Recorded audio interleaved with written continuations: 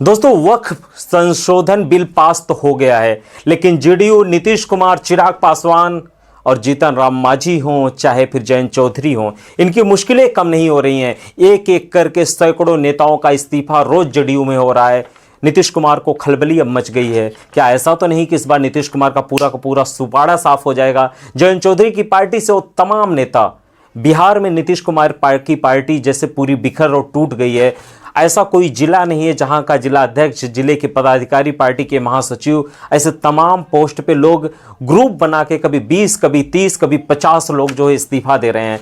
नीतीश कुमार अब भी भाग गए हैं, उनके साथ गलत हुआ है, चूंकि उनके मंत्री लल्लन सिंह, संजय झा ने उसके साथ अब धोखा दे दिया है। क्या मोदी की स्ट्रैप में, बीजेपी के स्ट्रैप में नीतीश कुमार फंस गए हैं? क्या वक्फ बिल चंद्रबाबू नायडू, नीतीश कुमार और जयंत चौधरी, चिराग पासवान के लिए अभिशाप साबित होगा? उनकी राजनीति पूरी तरीके से समाप्त हो जाएगी?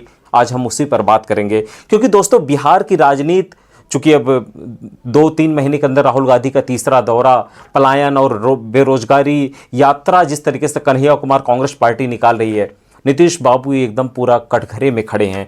चूंकि मुस्लिम मतदाता, मुस्लिम कैडर पूरी तरीके नाराज है, वो तेजस्वी और कांग्रेस के साथ जाने के लिए बेकरार है। और इस पलायन यात्रा की इस रैली में राहुल गांधी में वो दिखा भी, एक तरफा सपोर्ट दिख रहा है। चूंकि 11 ऐसी सीटें हैं, चूंकि टोटल जो है 243 विधानसभा की सीटें हैं, बहुमत के लिए आंकड़ा दोस्तों चाहिए 122 का।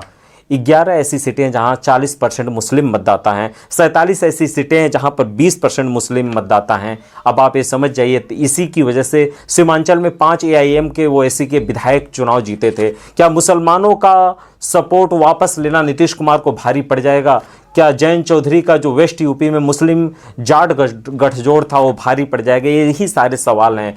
जिस तरीके से नीतीश कुमार की पार्टी टूट रही है, तमाम मुस्लिम नेताओं ने ऐलान कर दिया, मुस्लिम ही नहीं, तमाम जो अपने आप को सेकुलर कहे जाते थे, चूंकि अब जीतन राम मांझी के पास भी 4 एमएलए हैं, उधर चिराग पासवान को भी ये एहसास हो गया कि उनकी पार्टी अब टूट जाएगी। चिराग पासवान ने तो सरेंडर कर दिया है। नीतीश कुमार के पार्टी से जितने भी नेता छोड़ रहे हैं साथ, वो आरजेडी के साथ, तेजस्वी यादव और कांग्रेस के साथ जाकर हाथ मिलाने के लिए तैयार हैं, बेकरार हैं। और ऐसा माना जा रहा है कि इस विधानसभा में एक तरफा मुस्लिम समाज जो है, बिहार के 4 महीने के बाद जो नवंबर तक चुनाव होना है, उसमें नीतीश कुमार को बहुत बड़ा नुकसान होगा और उसका खामियाजा वेस्ट यूपी में जयंत चौधरी को भी देखने को मिलेगा। हालांकि चंद्रबाबू नायडू के लिए अभी टाइम की घड़ी है, अभी 4 साल के बाद जो है आंध्रा में चुनाव है। लेकिन दोस्तों सबसे बड़ा सवाल है, क्या अब नीतीश कुमार की पार्टी पूरी तरीके टूट गई है, बिखर गई है? उसकी सबसे बड़ी वजह है जिस तरीके से पूरा मुस्लिम समुदाय लगातार जो है नीतीश कुमार से रिक्वेस्ट करता रहा, लेकिन जब उन्होंने नहीं माना तो उनकी इफ्तार की पार्टी से भी जाने से उन्होंने मना कर दिया था।